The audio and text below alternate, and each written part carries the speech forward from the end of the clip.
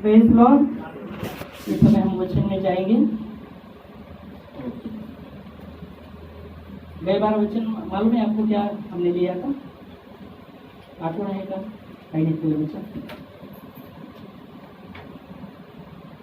नंतर सांगा मला काय घेतलं. ओके, आठवण करा आणि नंतर सांगा. Praise Lord. इस समय विषय है शब्द. शब्द ओके, तो शब्द या वचन. अगर आप देखेंगे यहाँ वचन में हम देखते हैं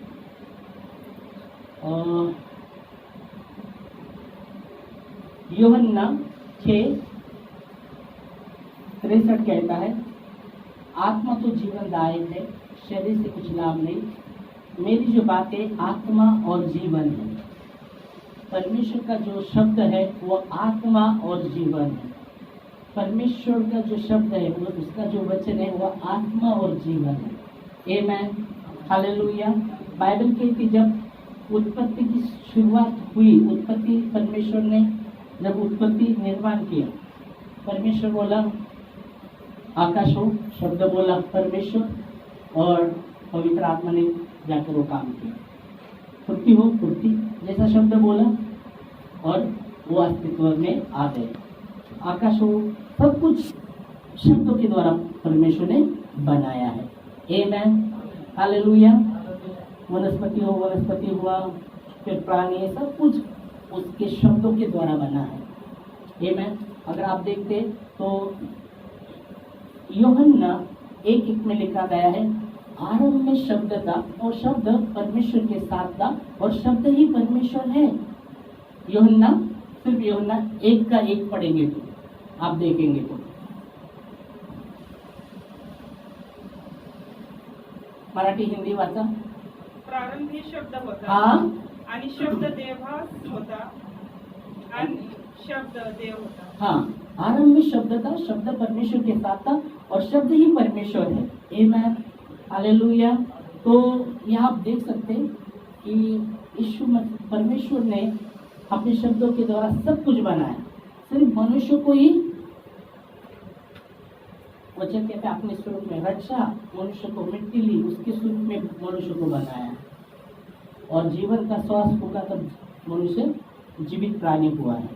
आमेन. तो वचन कहता है जीवन का श्वास आप में और मुझ में है. आमेन. उसका जीवन का श्वास आप में और मुझ में है और इसलिए वचन हमको भी कहा गया है कि हमारे जबान में जीवन और मृत्यु का सामर्थ्य है. आपके और मेरे जबान में जीवन और मृत्यु का सामर्थ्य है. नीति वचन 18:21 में लिखा गया है, जीव के वंश जीवन और मृत्यु दोनों होते हैं और जो उसको काम में लाएगा उसका प्रतिफल भोगेगा. जबान में, आपके और मेरे जबान में पढ़ सकते हैं, पढ़ सकते हैं. जबान में जीवन और मृत्यू दोनों का सामर्थ्य होता है. आगे हाँ, उसका यहाँ का गए जो काम में लाता है उसका प्रतिफल भोगेगा. मतलब जबान में जो शब्द है, शब्द एक बीज भी है, बीज भी है. आपका शब्द मेरा शब्द बीज है. तो वचन कहते हैं जैसे बोएंगे वैसे काटेंगे. इसलिए बाइबल कहती है जबान में जीवन और मृत्यु का सामर्थ्य है और जो उसको काम में लाएगा, जीवन के काम में लाएगा तो जीवन ही पाएगा और मृत्यु के काम में लाएगा तो उसका प्रतिफल मृत्यु ही होने वाला है.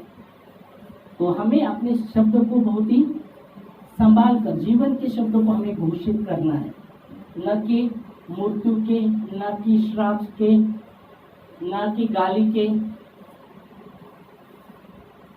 पर हमारे शब्द शांति के हो, हमारे शब्द उन्नति के हो, हमारे शब्द लोगों के लिए उन्नति के हो, आनंद के हो. आमेन, प्रेज लॉर्ड. इसलिए बाइबल कहते हैं जो मनुष्य बोलता है वही काटेगा. तो अपने शब्द, हम क्या है, शब्द एक बीज है, वो बोया जाता है, वो बोया जाता है। और इसलिए हमें बहुत ही अपने शब्दों को संभाल कर बोलना चाहिए, क्योंकि बाइबल कहती है उसके, अगर आप देखेंगे 7 वचन में, मूर्ख का विनाश उसके बातों के द्वारा ही होता है। मूर्ख का विनाश और किसी के नहीं, उसके ही शब्दों के द्वारा होता है, और उसके शब्द ही उसके लिए फलने का काम करते हैं। नीति वचन 18 के 7 में लिखा गया है। मूर्ख का, जो मूर्ख है उसका विनाश उसके बातों से होता है, और उसके शब्द उसके लिए फलने का काम करते हैं। तो हमें बहुत ही हमारे शब्दों को संभालना बहुत ही जरूरी है। और इसलिए भजन 141 और 3 वचन में हम देखेंगे, जो भजन लिखने वाला कहता है 141 मतलब 3 वचन।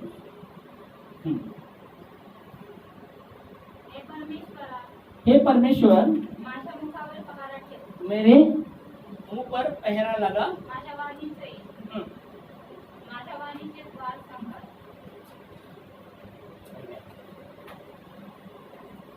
हिंदी में, हे यहोवा मेरे मुंह पर पहरा बैठा, और मेरे होठों के द्वार की रखवाली कर। ये दावीद का भजन है, और कहता है वो, हे यहोवा मेरे मुंह पर पहरा लगा। दावीदचं भजन आहे, तो म्हणतो, हे परमेश्वरा माझ्या मुखावर काय कर, मराठीमध्ये काय लिहिले, पहराला काय म्हटलं, पहारा ठेव, माझ्या मुखावर पहारा ठेव। आपने देखा रहेगा, है ना, पहारे करे रहते, मालूम है, पहारे कर रहते ना, वॉचमैन पहारे कर रहते, वो कुछ पहारा करते हैं। तो यहाँ दावीद कह रहा है कि हे यहोवा मेरे मुंह पर पहरा बिठा, और मेरे होठों के द्वार की रखवाली कर। हालेलुया।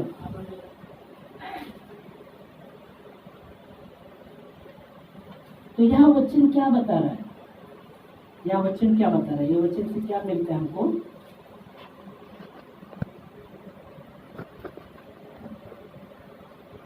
परमेश्वर आपके और मेरे होठों को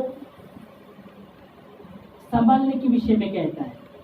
वचन बता रहा है, वो संभालने के विषय में कह रहा है, ऐसे बातों से। और मेरे मुंह पर क्या कर, मेरे होठों की द्वार की रखवाली कर। भजन संहिता, और एक वचन देखे थे, भजन संहिता 39:1,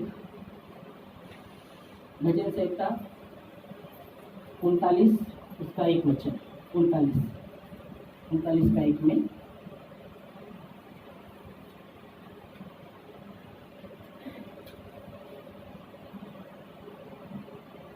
मी म्हणालो की हाँ, मी आपल्या जिभेने पाप करू नये म्हणून आपल्या चालचलनेची जपेन। माझ्या समोर दुर्जन आहे, तोपर्यंत मी आपल्या तोंडाला लगाम लावून घेईन। यह वचन कहता है,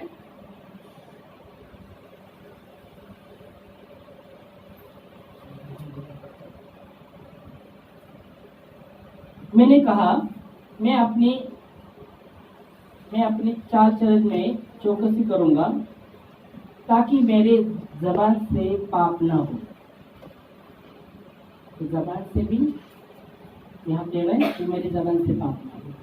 तो जबान के विषय में, जबान, हाँ, शब्द के विषय में यहाँ परमेश्वर का वचन कहता है। तो वचन कहते हैं, तुम्हारा शब्द हाँ की हाँ, ना की ना हो। अधिक जो है वो शैतान की ओर से, यीशु मसीह ने कहा, तुम्हारे शब्द हाँ की हाँ, ना की ना हो। आप देखते हैं मत्ती 5 के 37 वचन में, 37, मत्ती 5:37 कहता है, तुम्हारा शब्द हाँ की हाँ, ना की ना हो, उससे अधिक है वो शैतान की ओर से, यीशु मसीह ने कहा। देखेंगे तो मत्ते तर तुमचे बोलणे होय तर होय, तुम्हारा शब्द, तुम्हारा बात हा की हा, नाही तर नाही, हाँ एवढेच असावे. इतना ही रहने दो. याहून जे अधिक आहे उससे जो अधिक है ते वाईटापासून आहे. वो शैतान की ओर से, बुराई से.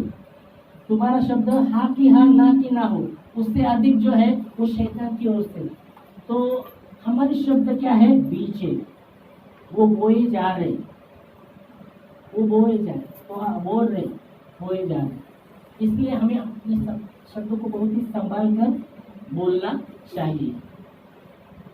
हालेलुया. इसलिए मैं बोला हमारे शब्द क्या होने चाहिए, हमारे शब्द जीवन देने वाले शब्द होना चाहिए, लोगों को उत्साही करने वाले होना चाहिए. और बहुत बार हम लोगों को निराश कर देते हैं अपनी बातों से, अपने शब्दों के द्वारा दुखी कर देते हैं बहुत बार, है ना. शब्द के द्वारा, देखो शब्द के द्वारा क्या कर देते हैं? होना चाहिए उत्साहित करने वाले, शांति देने वाले. और बहुत बार हम निराश कर देते हैं अपने शब्दों के द्वारा, दुखी कर देते हैं, ठेस पहुंचाते हैं अपने शब्दों के द्वारा. कई बार हमने देखा था कि तुम्हारे कोमलता सब मनुष्य पर प्रकट हो, क्योंकि परमेश्वर निकट है. कई बार हमने देखा था. तो हमारे शब्द लोगों को उत्साहित करने वाले हो, शांति देने वाले हो. Hallelujah, praise Lord. और यहाँ क्या वचन कहता है, यीशु मसीह ने कहा तुम्हारी बातें हाँ की हाँ, ना की ना हो, अधिक जो है वो बुराई से है. बहुत बार हम शब्द देते हैं और शब्द का पालन नहीं करते. अगर पुराने नियम में क्या था मालूम है क्या, अगर वचन दिया ना प्राण जाए, और ऐसा बोलते प्राण जाए पर वचन ना जाए, ऐसा था पुराने लोगों में. हाँ मैंने शब्द दिया ना, वचन दिया ना, प्राण जाने दो, पीछे हटने वाला नहीं. बहुत हम शब्द देते और शब्द का पालन भी नहीं करते. कुछ ऐसा परिस्थिति है तो तुरंत उकर जाते अपने शब्दों से. तो परमेश्वर का वचन हमें कहता है, हमें उतावळीमध्ये, मराठीमध्ये उतावळीमध्ये नवस करू नको, नाही तर फेडत नाही तर उतावळीमध्ये नवस करू नको. फेडू शकत नाही ना, उतावळीमध्ये नवसच करू नको. और विश्वासी भी देखो, क्या उन्होंने कुछ मन्नत मांगे ना, क्या भी हो वो पूरा करेंगे ही करेंगे. आज मैं देख रहा था न्यूज पर मंदिर के विषय में, वो व्यक्ति ने सोने की बांसुरी वहाँ दी, एकदम बड़ी बांसुरी. तो उसका ये है मालूम नहीं उसने मन्नत मांगा था, क्या मांगा था, और उसने दिया, चढ़ाया उधर. आज ही दिखा रहे थे न्यूज पर, न्यूज पर. तो यहाँ क्या आप देख सकते हैं कि मुकरना नहीं. आपने बाइबल में तुम्हारा शब्द हाँ की हाँ, ना की ना हो, अधिक जो है ना वो बुराई से, यहाँ. इसलिए यहाँ दावीद कहता है कि मेरे, हमने देखा जो भजन संहिता 39 में कहता है, वापस पढ़िए हो 39:1 में.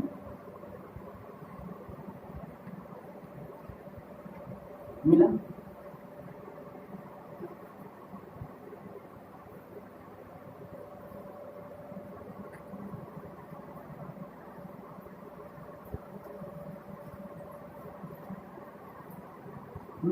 मैंने कहा मैं अपने चाल चलन में चौकसी करूंगा ताकि मेरे जीभ से पाप न हो. और उसके पहले हमने क्या देखा, वो कहता है मेरे मुंह पर पहरा बेटा, हे यहोवा मेरे मुंह पर पहरा बेटा, और मेरे होठों की द्वार की रखवाली कर. तो हमें बहुत ही अपने शब्दों को संभाल कर निकालना चाहिए. इसलिए जब आप कुछ वचन बात कर रहे, वचन दे रहे, वचन शब्द दे रहे, तो उसको निभाना भी पड़ेगा. इसलिए यीशु मसीह ने कहा तुम्हारा बात हाँ कि हाँ हो, ना कि ना। मत्ती 5:34 में लिखा गया है तुम्हारा शब्द हाँ कि हाँ, ना कि ना हो, और जो अधिक है वो बुराई से।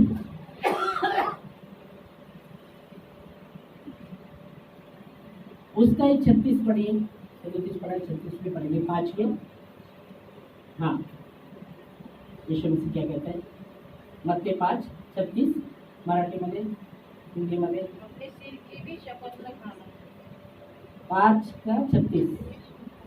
हाँ तर बोल हाँ वाचा। आता मला बोललं. हम्म, तर तुमचे बोलणे होय तर होय, नाही तर नाही एवढेच असावे, त्यातून ते अधिक ते वाईटापासून आहे. हम्म, 38 डोळ्याबद्दल डोळा. नहीं, ठीक है। तो यहाँ आप देख सकते हैं कि तुम्हारा शब्द हाँ कि हाँ, ना कि ना हो, उससे अधिक जो है वो बुराई से है। फिर हम देखते हैं जब यहाँ वचन कहता है मैं चुप रहूंगा और मेरे मुंह जबान से पाप न हो। जबान के विषय में कहा गया है ना, हमने देखा जबान में जीवन मृत्यु का सामर्थ्य है, ये भी देखा। तो जबान, बाइबल याकूब कहता है जबान है ना हमारे शरीर में छोटा सा एक अवयव है, एक भाग है, पर वो जबान आग के विषय में उसको कहा गया है। आग के विषय में हम आते हैं याकूब की पत्री उसका 3रा अध्याय और 5 से 6 पढ़ेंगे हम। तो जबान के विषय में, जबान के विषय में तो वो कहते हैं जैसा दावीद ने कहा कि मेरे जबान से कुछ पाप ना हो। तो जबान के भी पाप हो सकते हैं, होते हैं। जैसे हमने बोला किसी को एकदम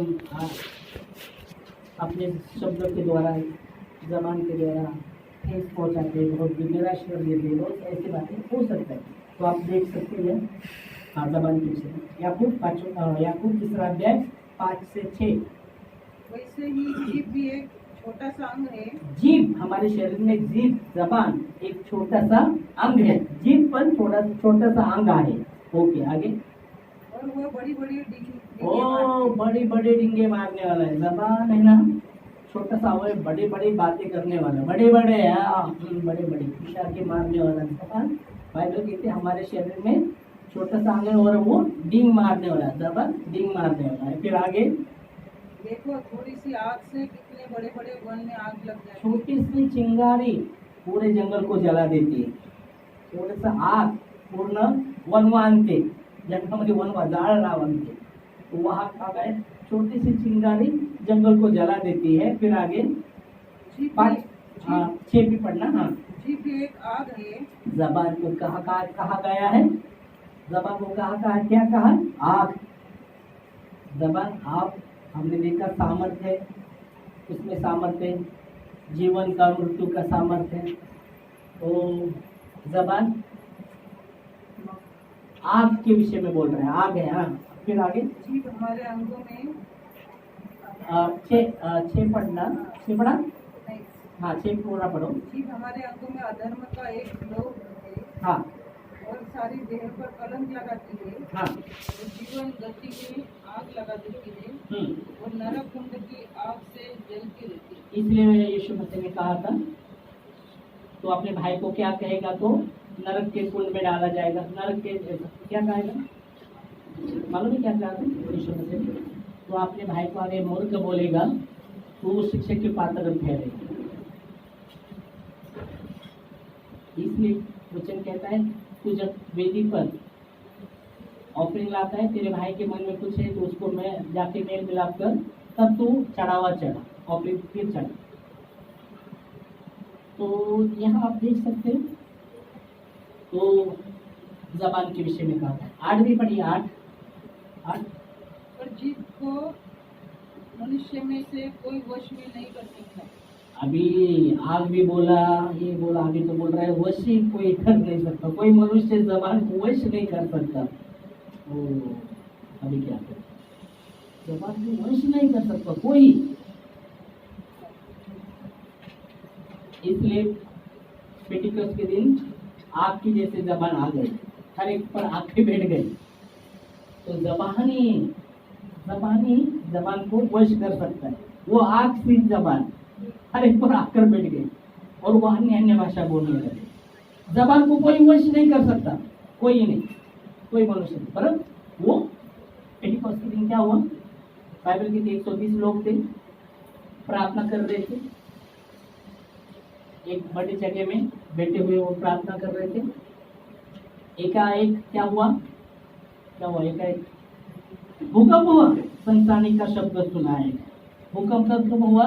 जब शायद पौलुस और सिला प्रार्थना कर रहे थे, तब भूकंप हो गया। और यहाँ जब आप देखते, पहला यहाँ आप देखते तो क्या हुआ?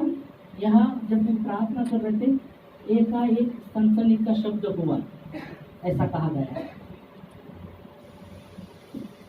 अगर तुमको पढ़ना है तो पढ़ सकते, क्या हो भूकंप हुआ है जब देखेंगे अपनी। फिर इसके काम दूसरा अध्याय 1 से पढ़ेंगे हम, 1 से पढ़ेंगे। फिर इसके काम दूसरा अध्याय, फिर इसके काम दूसरा अध्याय 1 से पढ़ो। फिर त्याचे कृत्य दुसरा अध्याय 1 पासून, फिर त्याचे कृत्य दुसरा अध्याय 1 पासून आम्ही पाहणार। काय झालं तिथं? 120 लोक होते, प्रार्थना करत होते सगळे। पेंटेकोस्ट का दिन आया, 50वां दिन, पेंटिकोस्ट का दिन।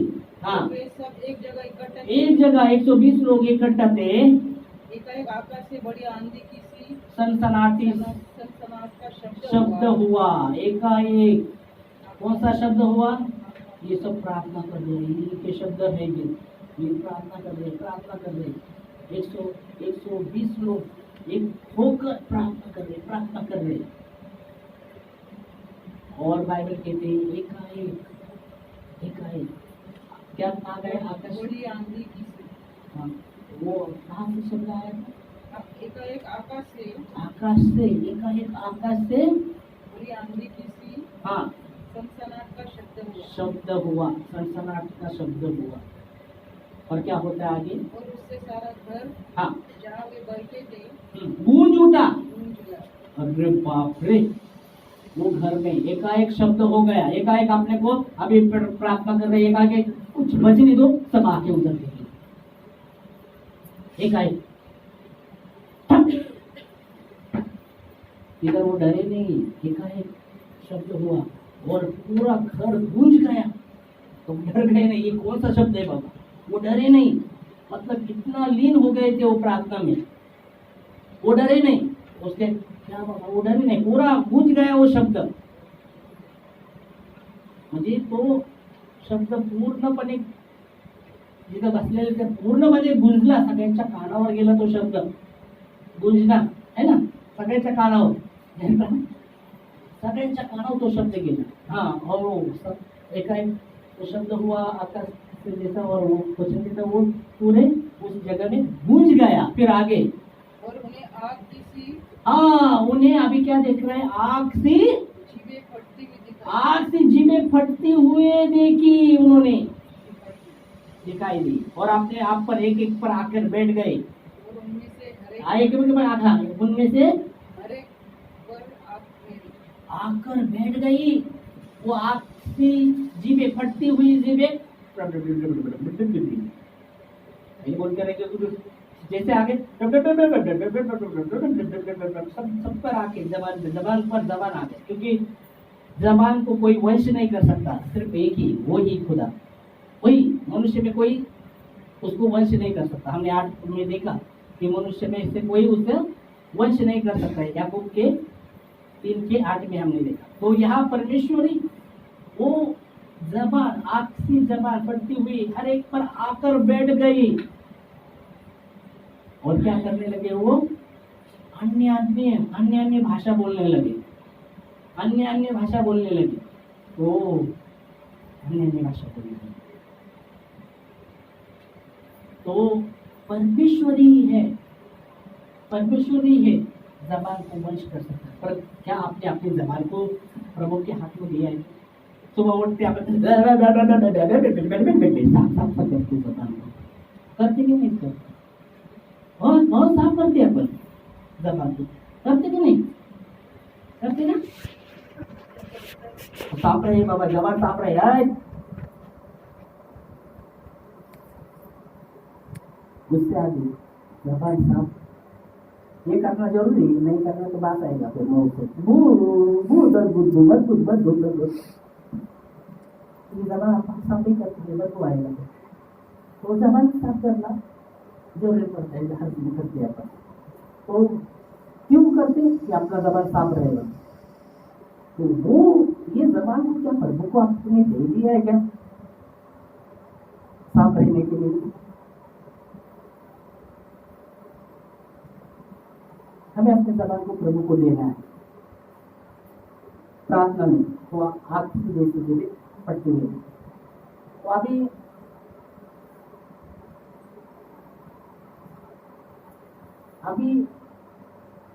जबान को आपने दे दिया तो वही वंश कर सकता है परमेश्वर। आमेन, हालेलुया। और इसलिए अभी देखो गाली बहुत से याद हो सकती है, गाली बहुत है इधर उधर बचपन से सुने हुए बहुत गाली हो सकती है पर मुख से नहीं निकलती। क्यों कि जबान को आपने दे दी है। आपके दिमाग में हो सकती गाली और मुंह से नहीं निकलती। इसलिए बाइबल कहती है फिलिपियों 4:29 वचन कहता है आपसे गंदी बात आपसे मुंह से ना निकले। इफिसियों 4:29 वचन में लिखा गया है कोई गंदी बात आपके मुंह से ना निकले। ठीक है, पढ़ सकते हैं। कोई गंदी बात तुम्हारे मुंह से कोई गंदी बात तुम्हारे मुंह से आगे क्या है ना निकले। क्योंकि आपने जबान को साफ किया है। तो गंदी बात हो सकता है आपके मन में है, बहुत से हो सकते हैं गलत नहीं निकलना। क्यों? क्योंकि आपने जबान को साफ किया है। किसके द्वारा? आपने अपनी जबान को प्रभु को दे दिया है, इसलिए वो साफ है। तो गंदी बात नहीं निकलेगी, है ना। तो यहाँ वचन कहता है कोई गंदी बात तुम्हारे मुंह से ना निकले। पूरा पड़ा पर अभी कोई गंदी बात तुम्हारे मुंह से ना निकले। तो गाली गाली गाली गाली गाली गाली गाली गाली गाली गाली गाली। तो यहाँ वचन कहता है कोई गंदी बात तुम्हारे मुंह से ना निकले। आगे पर आवश्यकता के अनुसार वही निकले जो उन्नति के लिए उत्तम। हाँ, वही निकले जो उन्नति के लिए उत्तम हो। इसलिए याकूब कहता है ये कुएं से मीठा पानी उसी कुएं से खारा पानी निकलता नहीं। एक कुएं से मीठा पानी और उसी कुएं से खारा पानी नहीं निकलता। एक तो उस कुएं से मीठा पानी निकलेगा, नहीं तो खारा पानी निकलेगा। वचन कहता है तुम परमेश्वर की आराधना करते और देखो एक ही मुंह से आशीष और उसी मुंह से श्राप नहीं निकलेगा। खारा मीठा, जैसे मीठा और खारा के विषय में बात कर रहा है वो वैसे ही कहता है ऐसा कदापि नहीं हो एक मुंह से आशीष और उसी मुंह से श्राप, वो दोनों नहीं निकले। ऐसा नहीं होना चाहिए। समझ में आ रहा है आपको? तो हमारे शब्द बहुत ही इम्पोर्टेंट है, उसको हमें बहुत ही संभाल कर निकालना है। मूर्ख का विनाश उसके बातों से होता है। अपने शब्दों को हमें संभालना है। प्रवचन कहता है धोखा न खाओ, परमेश्वर तो में नहीं उड़ाया जाता। मनुष्य जो बोलता है वही काटे। जो आपने अपने शब्दों के द्वारा बोया है वही उसका फसल आपको काटना पड़ेगा। जैसे बोएंगे वैसे काटेंगे। तो हमें अपने शब्द को बहुत ही, हमारे शब्द कैसे होने चाहिए लोगों को, जैसे बोला उन्नति शांति देने वाले होना चाहिए, आशीष देने वाले होने चाहिए, जीवन देने वाले होने चाहिए। इसलिए बाइबल कहती है आशीषी दो, श्राप के बदले श्राप मत दो, आशीषी दो, क्योंकि आशीष के वारिस होने के लिए आपको बुलाया है। आमीन, हमें बुलाया है। आमीन, समझ में आया? ओके, आज इधर ही रुकते, अगली बार आगे बढ़े। तो समझ में आया? आरंभ में क्या था?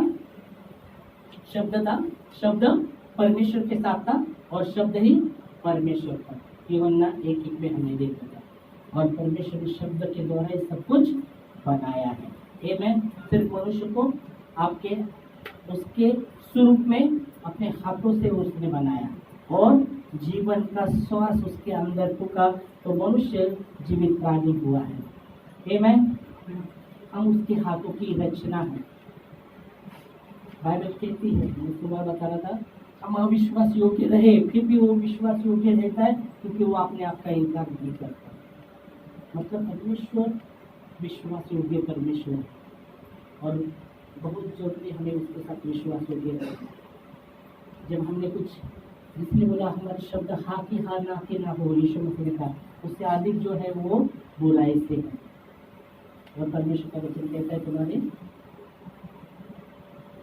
तुम्हारे मुंह से कुछ गंदी बात नहीं निकले पर आवश्यक के अनुसार वही निकले जो सबके लिए उन्नति का कारण हो। तो इस लॉर्ड तो हमें सीखना है, कोई परिवर्तन नहीं है, सीखना है। तो इस लॉर्ड और अपना जबान को हमें साफ रखना, रपट टप नहीं, धपाधप इतना तो टूटो नहीं तो फूटो। हेलो, हमारे शब्द कोमल हो, हमारे कोमलता सब मनुष्य पर प्रकट हो क्योंकि परमेश्वर निकट है। आमेन। इस समय खड़े होंगे प्रार्थना में।